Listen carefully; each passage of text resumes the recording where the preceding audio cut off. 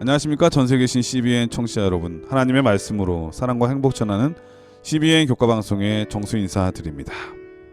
안녕하세요. 동문교회의 전정민 목사입니다. 예, 목사님 반갑습니다. 우리 모든 네, 반갑습니다, 청취자분들 목사님. 새해 복 많이 받으시기를 간절히 바랍니다. 병오년 새해가 밝았습니다. 우리 네. 목사님, 우리 청취자분들께 새해 덕담 한마디 부탁드려도 될까요? 네, 우리 CBN 청취자 모든 분들, 또 올 2026년, 또 하나님의 은혜 가운데 행복하시고, 우리가 사랑하는 예수님 또 빨리 만나는 그러한 한 해가 되기를 또 소망하고 또 바라겠습니다. 네, 진심으로 감사드리고요. 2026년도는 병오년, 이 붉은 말에 했잖아요. 우리 모든 청취자분들 붉은 말처럼 힘있고 능력있게 한 해를 살아가기를 간절히 축원드립니다. 무엇보다도 각 가정마다 하나님의 풍성한 은혜와 축복을 많이 경험하는 한 해가 되기를 간절히 축원드리겠습니다.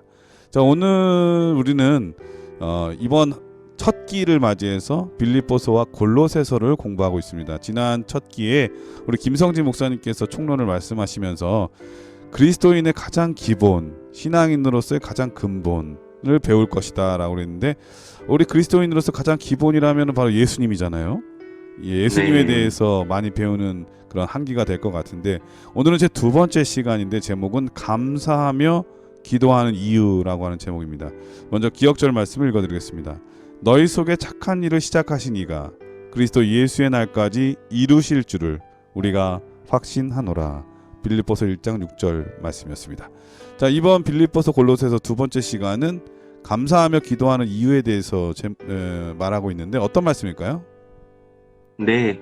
우리는 사도 바울의 이름을 들을 때 위대한 선교 여행과 그의 담대한 설교를 떠올릴 수가 있습니다. 그러나 빌립보서와 골로새서가 기록된 자리는 자유로운 강단이 아니라 감옥이었습니다. 쇠사슬에 묶인 현실 속에서도 바울은 낙심의 언어가 아닌 하늘의 언어를 선택했습니다. 인간의 눈으로 바라보면 모든 것이 막막한 자리였지만 그의 시선은 여전히 하늘을 향해 있었습니다. 바로 여기서 이번 분기 교과가 우리에게 던지는 질문이 시작됩니다. 하늘과 땅은 어떻게 하나가 될 수 있는가 하는 질문입니다. 예수님께서 승천 직전 제자들에게 맡기신 대사명, 그러므로 너희는 가서 모든 민족을 제자로 삼으라는 인간의 능력으로는 감당하기 어려운 일을 예수님께서 제자들에게 맡겨주신 것처럼 보였습니다. 예수님은 이 사명과 함께 약속을 주십니다. 내가 세상 끝날까지 너희와 항상 함께 있으리라. 바울은 이 약속을 머리로만 이해하지 않고 삶으로 그 약속을 붙들었습니다. 이방인의 사도로 부름받은 그는 고난을 피하지 않았고, 감옥에 갇힌 후에도 자신을 실패자가 아니라 그리스도를 위해 갇힌 자로 인식했습니다. 그리고 역사는 사도 바울의 믿음이 헛되지 않았음을 증언합니다. 고립과 제한 속에서 하나님의 복음은 날이 갈수록 더 넓게 확장되었습니다. 바울의 옥중서신 역시 그렇습니다. 몸은 갇혀 있었지만 복음은 결코 묶이지 않았습니다. 그는 감옥 속에 있었지만 그의 기도는 감옥 속에만 멈추지 않았던 것입니다. 그는 감옥 안에서 교회를 향해 편지를 쓰며 그리스도 안에서 하늘과 땅이 만나는 구원의 비밀을 선포했습니다. 빌립보서와 골로새서 이 두 책은 모두 그리스도를 중심에 두고 있습니다. 골로새서에서 바울은 그리스도를 보이지 아니하는 하나님의 형상으로 선포하며 만물이 그 안에 함께 섰다고 증언합니다. 동시에 빌립보서에는 그 영광의 주께서 종의 형체를 가지시고 십자가에 죽기까지 자신을 낮추셨다고 말합니다. 하늘과 땅이 하나 되는 지점은 바로 이 겸손과 영광이 만나는 십자가라고 선포합니다. 바울은 한 번도 방문하지 못한 골로새 교회까지 주님의 사랑으로 품었습니다. 교회는 장소가 아니라 그리스도 안에서 연결된 몸이라는 확신이 있었기 때문입니다. 그는 남은 시간이 많지 않았음을 알면서도 교회가 하늘과 더 가까워지고 서로 연합하도록 힘썼습니다. 이 모습은 오늘을 살아가는 우리들에게 중요한 질문을 던집니다. 신앙이란 환경이 좋아질 때까지 미루는 선택이 아니라 가장 어두운 자리에서도 하늘을 붙드는 결단이라는 사실입니다. 이번 교과는 우리를 바울의 감옥으로 초대합니다. 그곳에서 우리는 고난 자체가 아니라 고난 속에서도 역사하시는 그리스도를 바라보게 됩니다.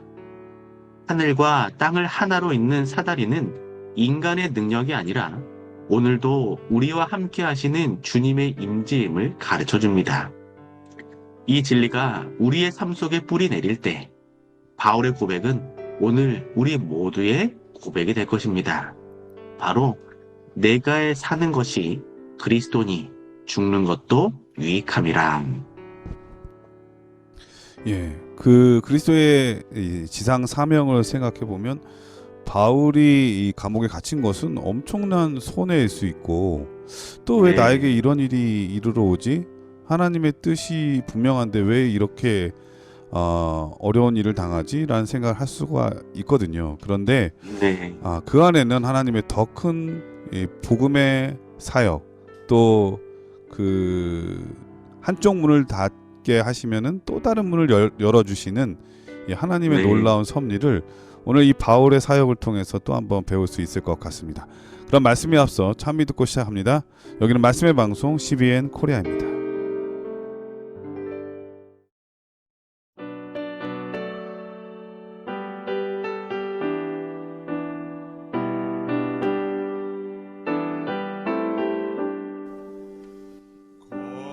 걸음마다 주와 함께 숨 쉴 때도 주와 함께 언제든지 주와 함께 내 생활 모두 기도라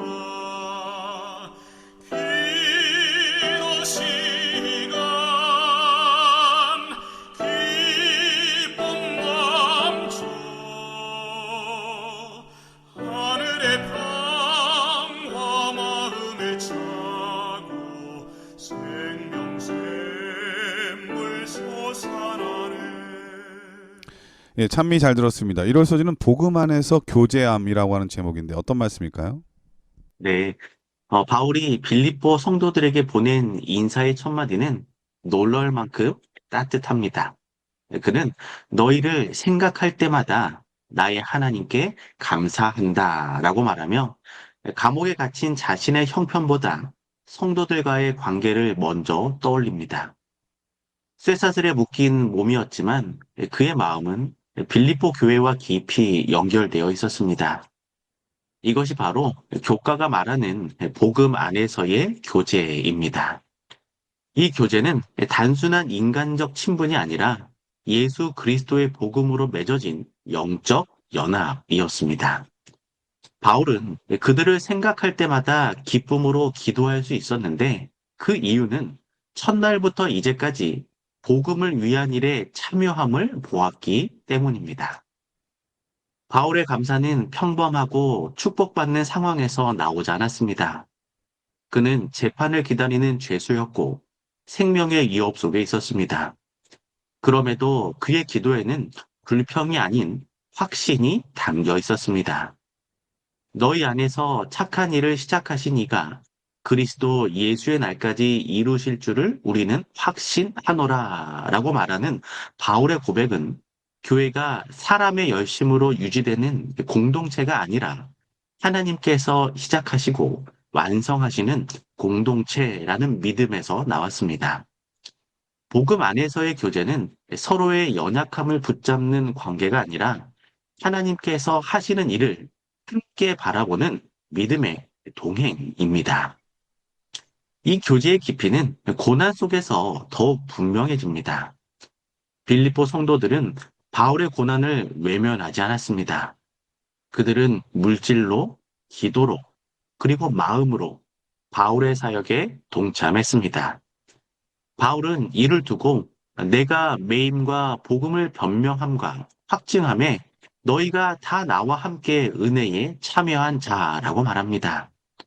복음 안에서의 교제는 편안할 때만 유지되는 관계가 아니라 고난의 자리에 함께 서는 연합이라고 우리는 이해해야 합니다.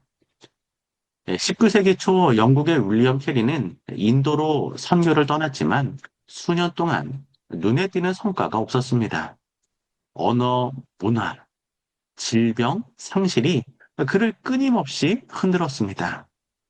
그러나 본국의 작은 교회와 동역자들은 포기하지 않고 기도로 또 후원으로 윌리엄 캐리와 함께 했습니다.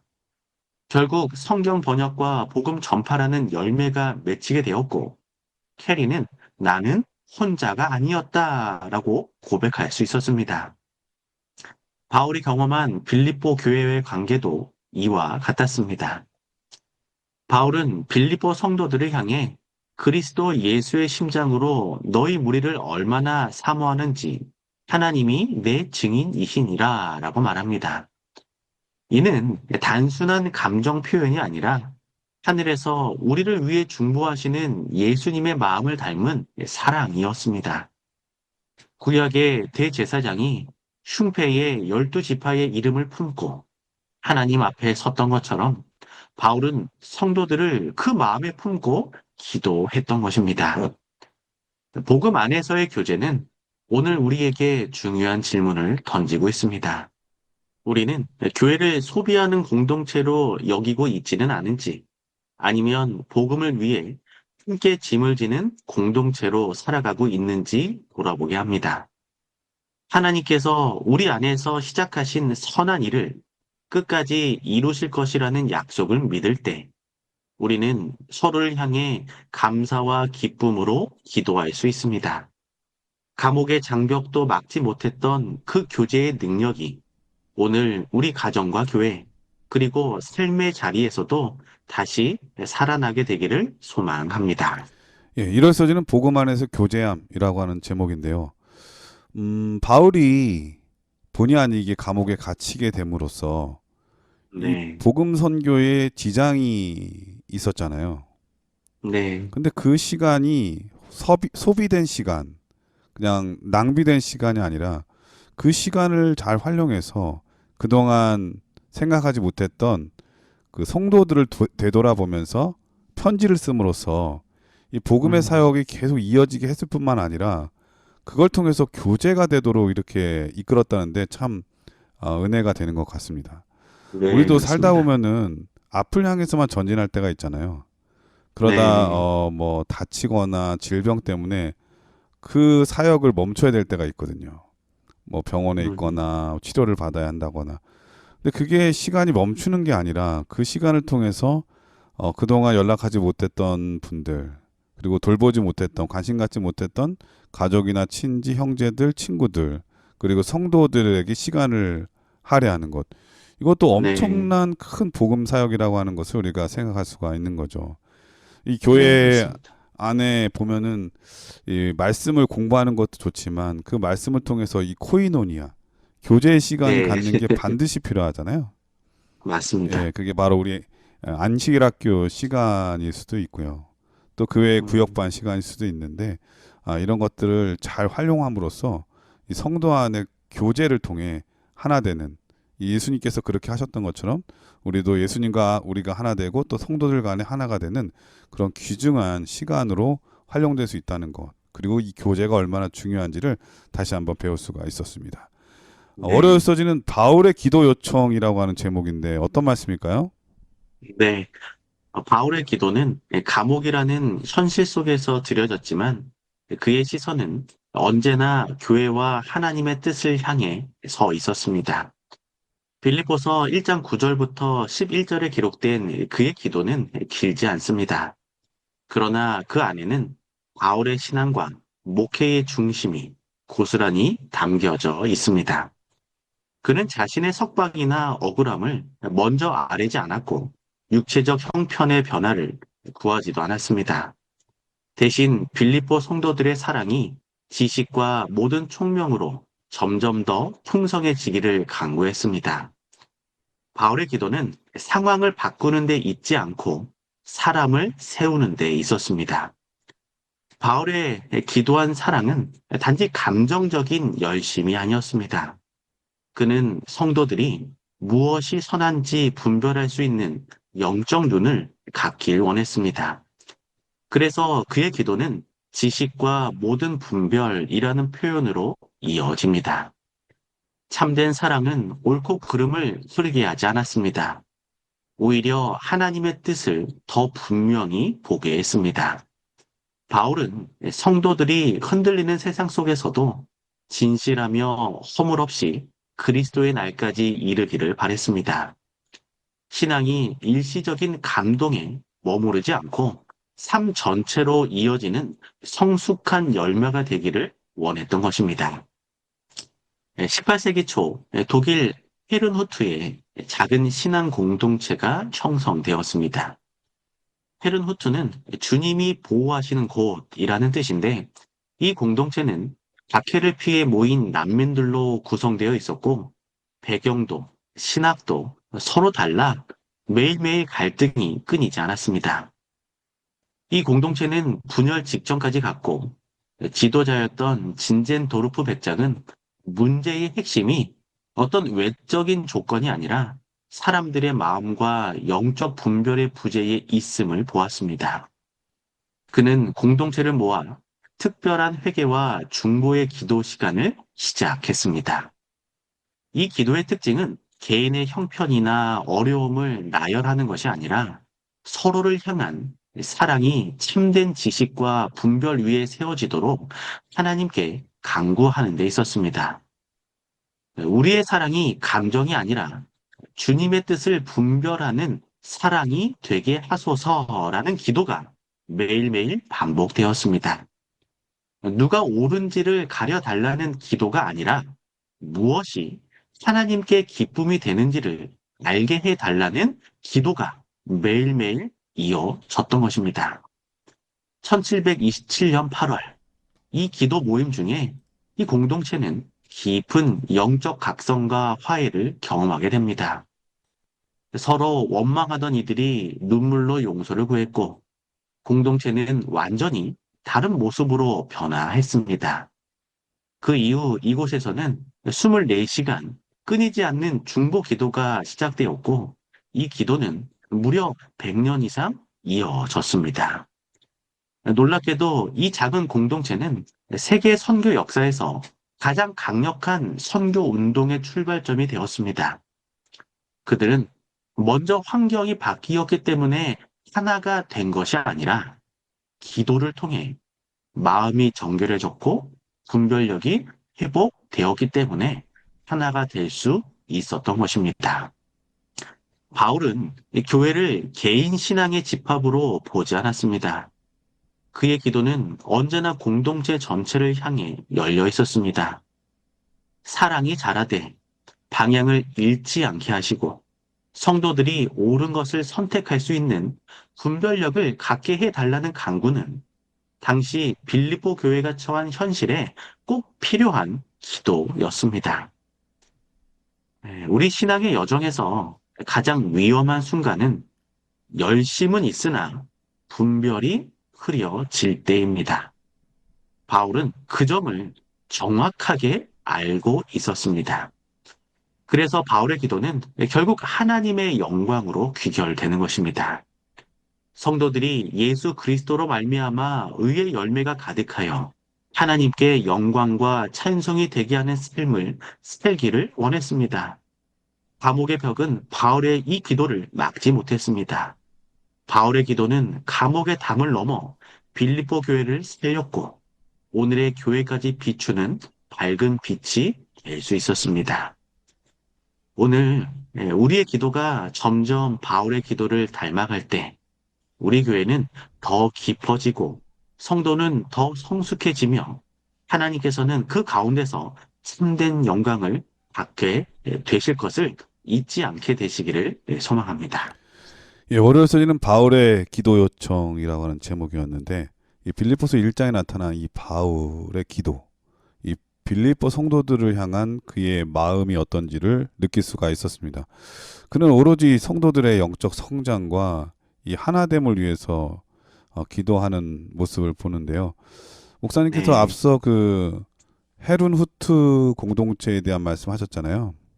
네, 그 이 예화를 들으면서 야, 이 기도의 역사는 결코 짧지 않다. 네, 오래됐다. 맞습니다. 그리고 그 놀라운 경험도 정말 많고 오래됐다는 거죠. 그러니까 기도를 결코 무시할 수가 없는 거예요. 목사님께서 좀 전에 네, 말씀하신 것처럼 신앙의 여정에서 가장 위험한 순간은 열심은 있는데 분별력이 흐려질 때라고 그랬잖아요. 이 네, 분별력이 흐려진다는 것은 잘 듣지 않는다는 거거든요. 맞습니다. 우리가 뭔가 운전을 할 때도 내비게이션을 잘 보고 들어야 되는 이유는 길을 잃지 않기 위함이잖아요. 네, 기도가 바로 그 역할을 한다고 하는 거죠.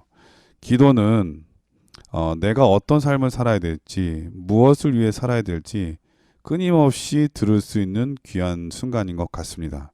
음, 그 축구 선수 중에 요즘 핫한 팀 있죠. 맨시티라고 아주 유명한 네, 탑 클래스 팀이 있는데 거기에 공격수 중에 제레미 도쿠라고 하는 선수가 있어요. 이 네, 선수가 벨기에 선수거든요. 근데 이 음, 벨기에 국가대표에 딱 발탁되면서 루카쿠라고 하는 그 당시에 베테랑이죠. 이제 정말 대단한 축구 선수가 있는데 그 선수한테 졸졸졸 따라다니면서 예수님을 배운 거예요. 그리고 네, 신앙을 받아들이게 되면서 침례도 받고 근데 기도하는 걸 배웠거든요. 근데 이 선수가 네, 기도할 때마다 무슨 생각이 들었냐면 내가 너한테 이렇게 축구를 잘할 수 있는 재능을 준 거, 그 다음에 그 재능을 통해서 돈을 많이 벌게 해준 거, 이런 모든 음, 게 다 너가 더 좋은 거, 좋은 집에 살고 좋은 물건 사라고 준 게 아니다. 네, 더 큰 뜻이 있는 거다. 이런 생각이 자꾸 들더랍니다. 네, 그래서 그 순간부터 그는 내가 가진 재능과 내가 그로 인해서 얻어진 모든 재물들이나 이런 것들은 나를 위해서 쓰라는 게 아니라 다 주님께서 나를 통해서 뭔가 하라고 주신 거다. 그런 생각이 음, 들어서 그때부터 나눔을 실천했다고 그래요. 네, 네. 그러고 보면은 이 기도의 능력이 그렇게 큰 거죠. 우리가 네, 무엇을 할지 모를 때 어떻게 가야 될지 모르고 또 어떤 일을 해야 될지 모를 때 기도는 우리에게 분명하게 해야 될 일을 알려준다는 겁니다. 그래서 이 음, 바울의 기도 요청은 너가 해야 될 일, 지금 우리가 해야 될 일은 무엇인지 우리에게 동시에 묻고 있는 것이 아닌가 그런 생각이 드네요. 화요일 서지는 영적 분별력을 가지고라고 하는 제목인데 어떤 말씀일까요? 네, 빌립보 성도들이 바울의 투옥 소식을 들었을 때 느꼈을 낙심은 매우 현실적인 감정이었습니다.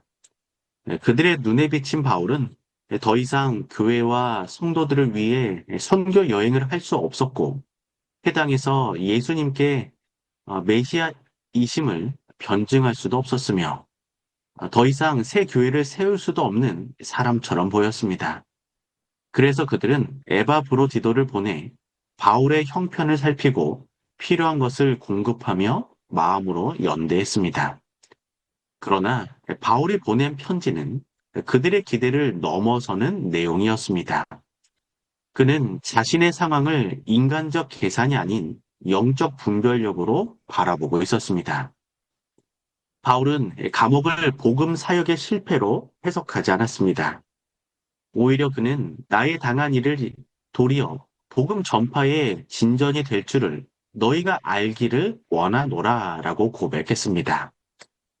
쇠사슬과 벽으로 둘러싸인 공간은 그의 사역을 막는 장애물이 아니라 하나님께서 새롭게 여신 선교의 현장이었습니다. 다른 많은 사람들은 로마의 감옥을 절망의 상징으로 보았지만 바울은 그 안에서 복음을 들을 준비가 된 영혼들을 바라보았습니다. 로마 군병들, 특히 시위대는 그가 직접 선택한 청중이 아니었지만 그는 그를 그들 곁에 두셨습니다. 바울의 영적 분별력은 상황의 겉모습을 넘어 하나님의 목적을 읽어내는 눈이었습니다. 이러한 시각은 다른 성도들에게도 영향을 미쳤습니다. 바울의 투옥은 교회를 위축시키기보다 오히려 담대하게 만들었습니다. 그가 갇힌 모습을 보며 많은 형제들이 결과에 대한 두려움 없이 더욱 담대히 말씀을 전하게 되었습니다. 이는 고난이 언제나 복음의 후퇴를 의미하지 않는다는 중요한 사실을 우리에게 보여줍니다. 하나님께서는 때때로 한 사람의 고난을 통해 더 많은 사람들이 예수를 구주로 고백하는 입을 열게 하시고 새로운 그리스도인 공동체를 세우십니다. 17세기 영국의 설교자 존 버녀는 불법 설교 혐의로 베드퍼드 감옥에 갇혔습니다. 그는 설교할 수 있는 자유를 잃어버렸지만 감옥 속에서 철로 역정이라는 놀라운 책을 집필하게 되었습니다. 그 책은 이후 수많은 그리스도인들에게 신앙의 길을 비추는 등불이 되었습니다. 만일 그가 영국 국교회에 반발하지 않았더라면, 그가 감옥 속에 갇히지 않았더라면, 그는 철로 역정을 기록하지 못했을 것입니다. 이 존 버년에게 감옥은 사명의 끝이 아니라 또 다른 새로운 시작이었던 것입니다. 네, 이런 걸 보면은 참된 그리스도인들은 핍박이 와도 그게 장애가 아니라 또 다른 그 변화, 복음사에게 변화를 가져올 수 있는 능력을 보여주는 것 같아요. 네, 그러니까 이 맞습니다. 핍박하는 사람들이 더 괴로운 거죠. 야, 이렇게 하면 네, 안 될 거 알았는데. 그러니까 로마 시대에 하나님 믿는 백성들을 죽이면은 끝날 줄 알았지만 그 피가 더 많은 사람을 그리스도 앞으로 이끌게 해서 결국 콘스탄틴 네, 황제 때는 로마의 60%가 기독교인이었다고 하죠. 네, 그러니까 맞습니다. 이 하나님의 방법은 정말 우리가 생각할 수 없는 놀라운 변화를 가져오는 것 같아요. 그러니까 네, 맞아요. 지금 닥쳐온 장애나 이 장벽은 결코 시간 낭비나 해가 아니라 새로운 변화를 꾀할 수 있는 가장 좋은 기회. 그러니까 지금 네, 사실 우리는 신앙의 위기 가운데 있잖아요. 어떤 면에서 네, 복음 네. 전하기 어렵다, 전도하기 어렵다. 그런데 이 시대에 생각해 보면 전혀 전에 없던 새로운 변화의 도구들이 많이 있는 것 같아요. 뭐 음, 유튜브라든지 AI라든지 이런 걸 또 네. 잘 활용하면 우리도 생각지 못한 새로운 변화, 그러니까 선교의 패러다임의 변화를 가져올 수 있지 않나 그런 생각이 드네요. 네, 맞습니다. 바울은 또한 자신의 투옥을 둘러싼 불순한 동기에 대해서도 분별력을 보여줍니다. 어떤 이들은 시기와 다툼으로 그리스도를 전하며 바울의 고난을 더하게 하려 했습니다. 그럼에도 그는 복음이 전파된다는 사실 하나로 기뻐했습니다. 그러면 무엇이냐? 외모로 하나, 참으로 하나, 무슨 방도로 하든지 전파되는 것은 그리스도니, 이로써 내가 기뻐하고 또한 기뻐하리라는 그의 고백에는 자아를 넘어선 복음 중심의 시선이 담겨져 있습니다. 교과는 우리에게 영적 분별력이 무엇인지 분명히 보여줍니다. 그것은 상황이 좋아 보일 때 감사하는 능력이 아니라 상황이 이해되지 않을 때에도 하나님이 일하고 계심을 신뢰하는 눈입니다. 오늘을 사는 우리 역시 때때로 한계와 제약 앞에 쉽게 낙심하곤 합니다. 그러나 바울처럼 말씀 안에서 이 현실을 해석할 때 우리는 닫힌 문처럼 보이는 이 자리에서도 하나님께서 여시는 새로운 길, 새로운 열린 문을 발견하게 됩니다. 영적 분별력은 우리에게 닥친 고난을 제거해 주지는 않지만 고난 속에서 또 다른 새로운 복음을 바라보게 합니다. 그러한 눈을 가질 때 우리 교회는 흔들리지 않고 개인의 믿음은 더욱 깊어지게 될 것입니다. 예, 화요소리는 영적 분별력을 가지고라고 하는 제목인데 이 바울이 감옥에 갇히게 됨으로써 뜻하지 않게 우리가 발견할 수 있는 인물이 하나 있는데 에바브로 네, 디도라고 하는 사람이네요. 맞습니다. 만약에 바울이 이 감옥에 갇히지 않았다면 이 에바브로 디도의 헌신과 봉사를 우리가 볼 수 없었을지 모르고 발견할 수 없었을지 몰라요. 네, 맞습니다. 마치 존 버년이 감옥에 갇히게 됨으로써 철로 역정을 기록한 것처럼 바울이 두 발이 묶임으로 인해서 대신 일하는 사람이 누구인가를 우리가 보여주잖아요. 음, 이 네네. 에바브로 디도라고 하는 사람의 이름의 뜻은 참 멋있어요. 뜻이 매력적이다, 사랑스럽다 이런 뜻이래요.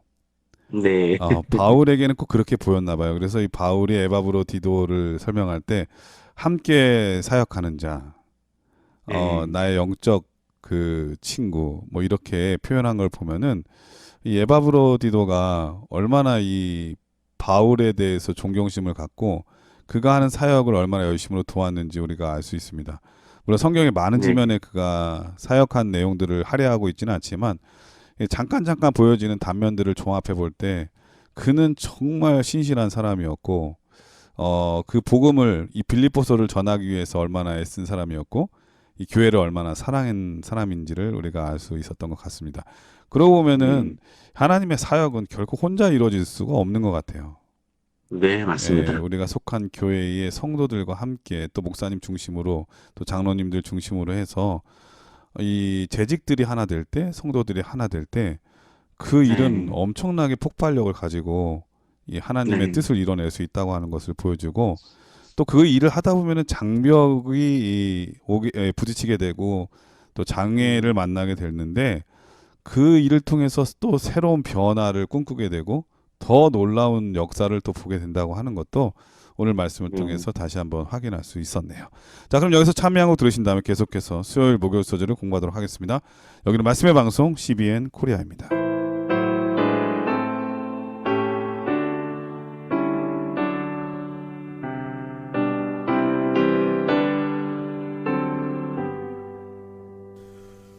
구주를 생각만 해도 내 맘이 기쁘니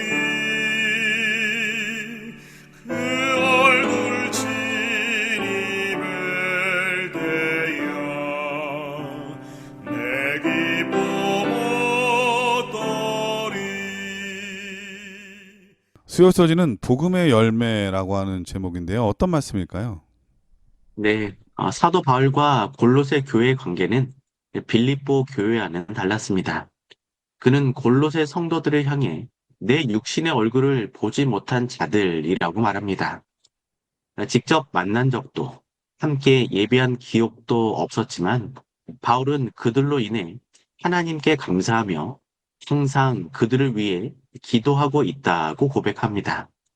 이것은 복음이 단순한 인간적 친분이나 공간적인 만남을 넘어 그리스도 안에서 생명을 나누는 능력임을 보여줍니다.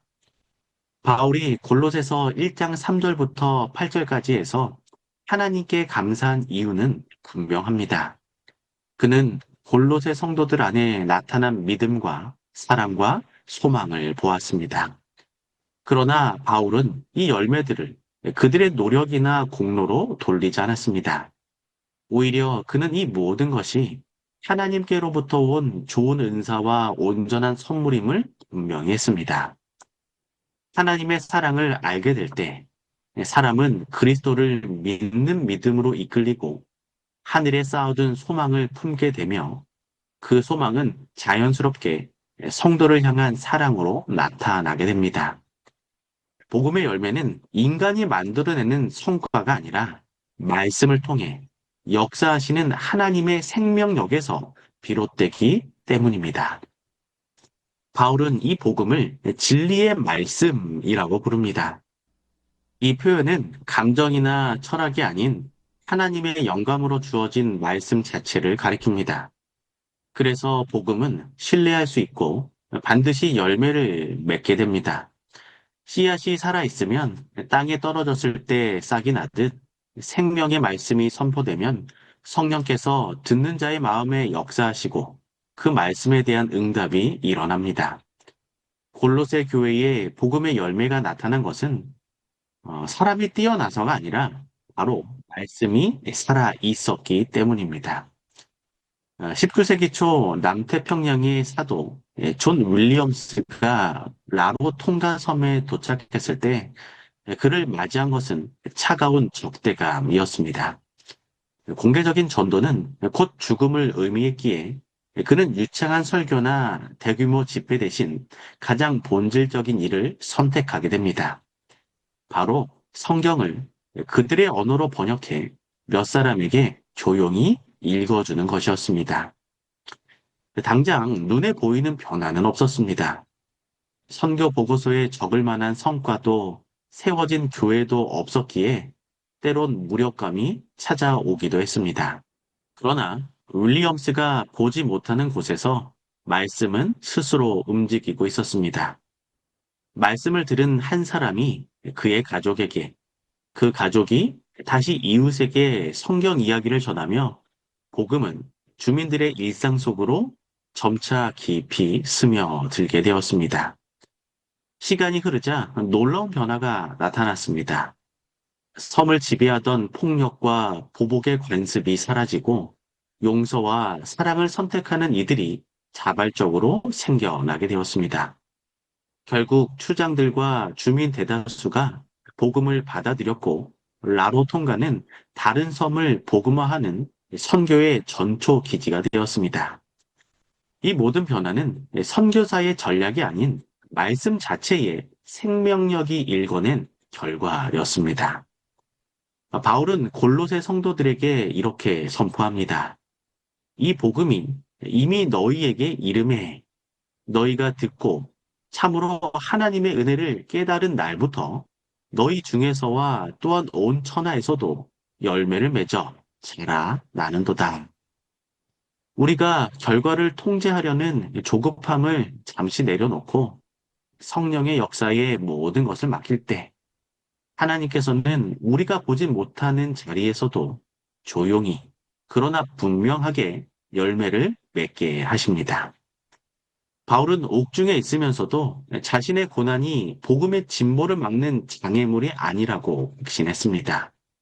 오히려 그는 나의 당한 일이 도리어 복음의 진보가 된 줄을 너희가 알기를 원하노라 라고 말합니다. 인간의 시선으로 보면 묶여있는 상황이었지만 하나님의 시선에서는 열매를 맺는 밭이었습니다. 복음은 오늘날 여전히 살아있고 성령 하나님께서도 오늘날 우리를 통해 역사하십니다. 말씀이 선포될 때 하나님께서 정하신 때에 반드시 믿음과 사랑과 소망의 열매가 맺힐 것입니다. 이것이 바울이 골로새 성도들을 바라보며 품었던 확신이며 오늘 우리 교회가 다시 한번 붙들어야 할 복음의 약속인 것입니다. 예, 쓰여져지는 복음의 열매라고 하는 제목이었는데 어떤 면에서 이 골로새 교회는 이 복의 열매라고 말할 수 있을 것 같아요. 이 네, 골로새에서의 대표적인 인물은 바로 에바브라잖아요. 에바브라.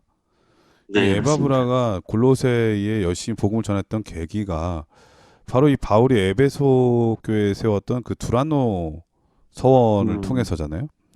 네, 2년 동안 그가 열심히 그 두란노 서원에서 복음을 가르치고 교육을 했기 때문에 이 교육기관에서 배웠던 에바브라가 골로새에 가서 이 교회를 열심히 헌신하고 사역하는 그 덕분에 이 하나님의 말씀의 열매들을 우리가 볼 수 있었는데 그러고 보면 이 교육이라는 게 엄청 중요한 거예요.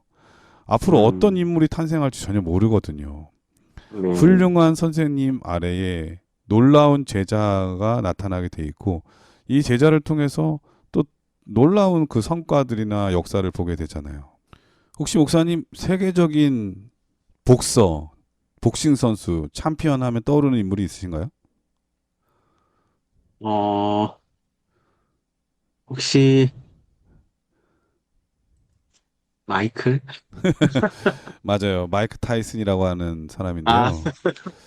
이 사람 정말 뭐 눈매도 그렇고 핵펀치라고 그러잖아요. 한 방이면 끝내는 네네, 그런 선수인데 뭐 이 맞습니다. 사람이 이 링 위에서도 링 밖에서도 너무 특별한 일을 많이 하다 보니까는 불량스럽게 사람들이 생각하고 좀 나쁘게 인식하는 사람도 많은데 그런 그조차도 한 사람을 떠올리면은 펑펑 서럽게 눈물 흘리는 그런 인물이 있었거든요. 그게 누구냐면 네, 그의 스승 커스 다마토라고 하는 스승입니다. 네. 그는 고백하기를 그분이 더 오래 자기 곁에 사셨다면 자신은 더 나은 사람, 더 나은 복수가 될 수 있었을 거다. 정말 길거리에 아, 불황아로 살던 자기를 정말 위대한 네. 챔피언으로 만든 인물이 그 인물이라고 하면서 그분은 음, 자신에게 엄청난 영향을 끼친 인물이라고 그랬어요. 그 네. 인성뿐만 아니라 복싱 기술뿐만 아니라 모든 면에서 네네. 그런 고백을 제가 들었을 때, 야, 교육의 힘은 정말 대단하다. 우리가 음, 지금 이 삼육 기관이 교육 기관이 그 네. 초등학교만 해도 10군데고 우리가 네. 중고등학교까지 합치면은 엄청나잖아요. 이런 네, 교육 맞습니다. 기관에서 공부하는 이 학생들이 어떤 인물이 나올지 우리가 모르기 때문에 우리 가르치는 음, 선생님들의 그 사명과 그 책임은 너무 크고 너무 막중하다는 생각이 듭니다. 그래서 우리 선생님들을 위해서 네. 기도 많이 해야 될 것 같아요. 맞습니다. 네. 그 뭐 우리가 늘 아는 그 헬렌 켈러 같은 그 사람도 음, 삼중고로 고생했잖아요. 삼중고라는 게 보지 못하고 듣지 못하고 말하지 못하는 그런 어려움인데 이런 사람 네네. 가르친다는 게 보통 일이 아니잖아요. 아유, 쉽지 그리고 않죠. 이렇게 위대한 인물이 될 거라고 음, 확신할 수도 없는 상황 가운데 시작을 하게 되잖아요. 근데 그 네. 선생님의 지치지 않는 열정, 그 교육의 헌신, 그리고 그에 대한 음, 사랑 때문에 그는 지금 오늘날 엄청나게 큰 영향을 끼치는 위대한 인물이 될 수 있었던 거 아니겠습니까? 이 네네. 골로새 교회도 그런 것 같습니다. 이 바울의 맞습니다. 헌신과 교육, 그리고 또 그 밑에서 배운 에바브라를 통해서 골로새 교회가 음, 세워지고 오늘 우리가 네네. 가르치는 이 성경 공부하는 이 그 교육하는 거 그리고 네. 공부하는 제자들 그리고 또 학교에서 공부하는 우리 학생들 어떤 인물이 될지 모르기 음, 때문에 우리가 어떤 일이든지 때를 얻든지 못 얻든지 항상 힘쓰는 그런 우리들이 되어야 되겠다 그런 생각이 듭니다. 목요일 네, 서지는 맞습니다. 기도의 능력이라고 하는 제목인데 어떤 말씀일까요? 네.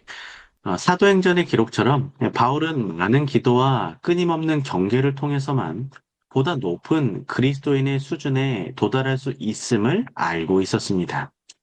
그러했기에 바울은 감옥이라는 제한된 공간에 있으면서도 교회를 향한 기도를 멈추지 않았습니다.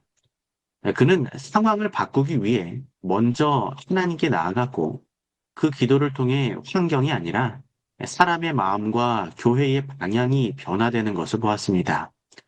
바울에게 기도는 위기를 피하기 위한 마지막 수단이 아니라 모든 사역의 출발점이었습니다.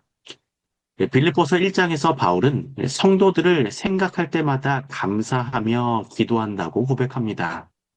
그는 자신의 처지가 아니라 복음의 진보를 바라보며 기도했습니다. 내가 간구함은 너희 사랑을 지식과 모든 총명으로 점점 더 풍성하게 하사라는 기도에는 단순한 위로를 넘어 성숙한 신앙으로 자라기를 바라는 목자의 마음이 담겨 있습니다. 19세기 영국 브리스톨에서 수천 명의 고아를 돌봤던 조지 밀러에게는 평생 철저히 지킨 원칙이 있었습니다. 아무리 형편이 어려워도 사람에게 도움을 구하지 않고 오직 하나님께만 기도로 아뢰는 것이었습니다. 어느 겨울 아침 수백 명의 아이가 식탁을 둘러앉았지만 부엌에는 빵 한 조각, 우유 한 방울도 남아있지 않았습니다. 빈 창고와 바닥난 재정을 보며 교사들은 절망했지만 밀러는 아이들에게 조용히 고개를 숙이게 한 뒤 이렇게 기도했습니다. 하나님 아버지, 오늘도 우리에게 주실 일용할 양식을 믿고 감사합니다. 기도가 끝나자마자 기적 같은 일이 일어났습니다. 문을 두드린 이는 근처의 제빵사였습니다. 그는 밤새 잠을 이루지 못하다가 고아원 아이들을 위해 빵을 구해야 하겠다는 강한 마음이 들어 새벽부터 준비해 온 것이었습니다. 뒤이어 우유 배달부도 찾아왔습니다. 술의 바퀴가 고장나는 바람에 상하기 쉬운 우유를 고아원에 통째로 기증하러 온 것이었습니다. 그날 아침 아이들의 식탁은 그 어느 때보다 풍성하게 채워졌습니다. 이 사건은 기도가 하나님을 설득하는 수단이 아니라 하나님의 선하심을 온전히 신뢰하는 고백임을 보여줍니다. 바울 역시 감옥이라는 결핍의 현장 속에서 빌립보 성도들에게 이렇게 권면합니다. 아무것도 염려하지 말고 다만 모든 일에 기도와 간구로 너희 구할 것을 감사함으로 하나님께 아뢰라. 기도는 우리의 염려를 확신으로 바꾸고 하나님의 평강이 우리의 마음과 생각을 지키게 하는 가장 강력한 통로입니다. 우리가 사람을 의지하지 않고 무릎을 꿇을 때 하나님은 가장 정확한 때에 가장 선한 방법으로 응답하십니다. 교과는 바울의 기도가 자기 중심적 요구가 아니었음을 강조합니다. 그는 석방을 먼저 구하기보다 성도들이 그리스도 안에서 굳게 서기를 위해 기도했습니다. 골로새서에서도 그는 너희를 위하여 기도하기를 그치지 아니하고라고 말하며 성도들이 하나님의 뜻을 아는 지혜와 영적 분별력을 갖게 되기를 강구했습니다. 이는 기도가 단순히 문제 해결을 요청하는 하나의 행위가 아니라 하나님의 뜻에 우리 자신을 맞추는 과정임을 보여줍니다. 기도의 능력은 사람을 바꾸는 데서 가장 분명하게 나타납니다. 바울은 기도를 통해 낙심 대신 확신을, 두려움 대신 기쁨을 선택했습니다. 아무것도 염려하지 말고 다만 모든 일에 기도와 간구로 너희 구할 것을 감사함으로 하나님께 아뢰라는 그의 권면은 감옥에서 나온 말이라는 점에서 더욱 큰 감동을 우리에게 줍니다. 기도는 상황을 즉시 바꾸지 않을 수 있지만 기도하는 사람의 마음을 가장 먼저 변화시켜 하나님의 평강을 누리게 합니다. 오늘을 사는 우리 그리스도인들 역시 문제를 바라보며 염려할 것인지 아니면 하나님을 바라보며 기도할 것인지를 선택해야 합니다. 기도의 능력은 어떤 특별한 사람에게만 주어진 은사가 아니라 그리스도 안에 있는 모든 성도들에게 열려있는 하늘의 통로입니다. 우리가 무릎 꿇을 때 하늘은 이미 일하고 있으며 하나님은 우리의 기도를 통해 오늘도 교회를 세워가고 계심을 믿게 되시기를 소망합니다. 예, 목요일 소주는 기도의 능력이라고 하는 제목이었는데요.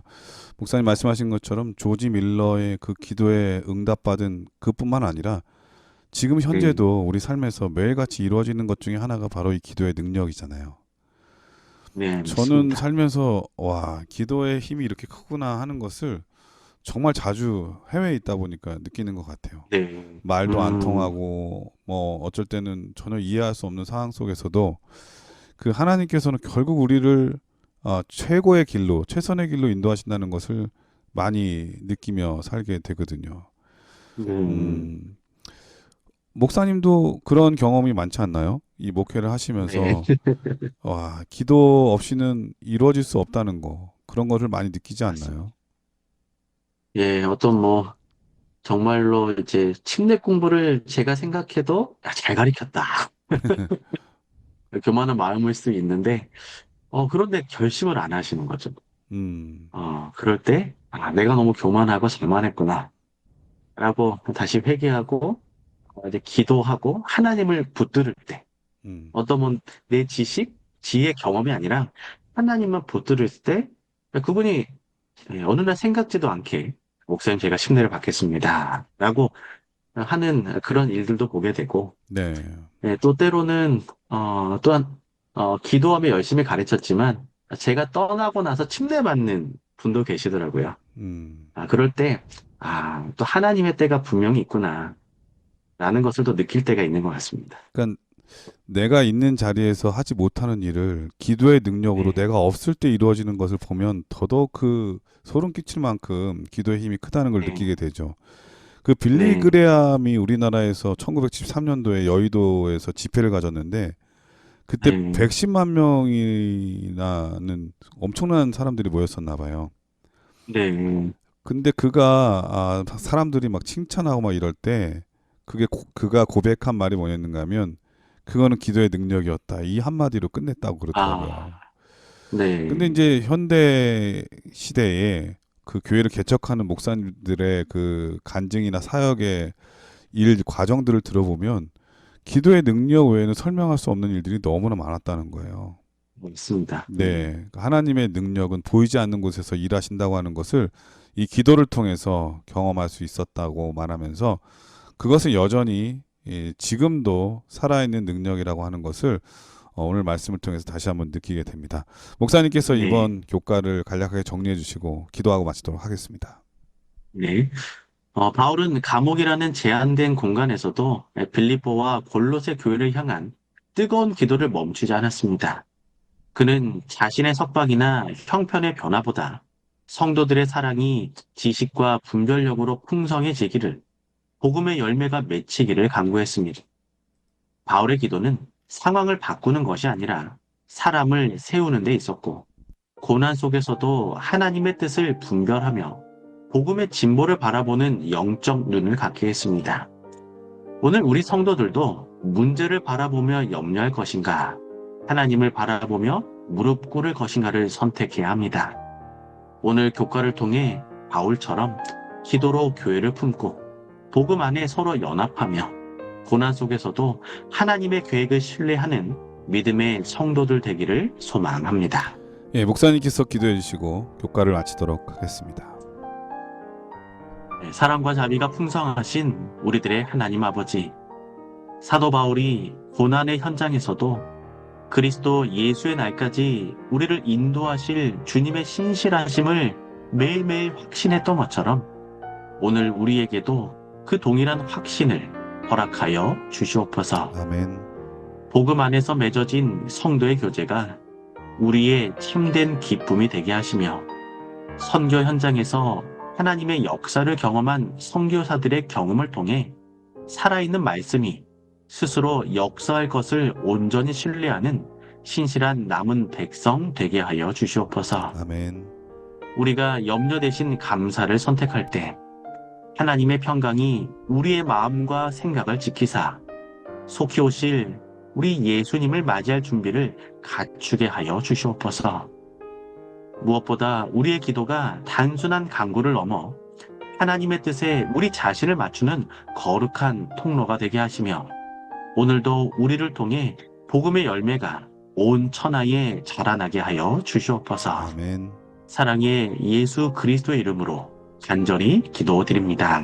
아멘. 아멘. 네, 전 세계 CBN 청취자 여러분, 오늘 교과를 보면서 바울이 얼마나 골로새 교회와 빌립보 교회의 성도들을 대할 때 진심이었는가를 느끼게 됩니다. 그런 말이 있잖아요. 진심에는 계산이 존재하지 않는다. 어떻게 그런 일을 할 수 있을까? 어떻게 저렇게 할 수 있을까 생각해 보면 거기에는 계산이 없기 때문이다 이런 생각이 듭니다. 마치 엄마 아빠가 자녀들에게 해주는 모든 것들은 계산으로 이루어지는 것이 아닌 것처럼 말입니다. 다가오는 새해 동안 하나님을 향하신 여러분들의 마음이 이와 같았으면 좋겠고, 우리가 섬기게 될 교회에 대해서 이런 마음으로 한다면 우리도 생각지 못한 엄청난 축복 가운데 올 한 해 경험하지 않을까 그런 생각이 듭니다. 모두 새해 복 많이 받으시고요. 저희는 다음 주에 더 좋은 모습으로 찾아뵙도록 하겠습니다. 안녕히 계십시오. 안녕히 계세요.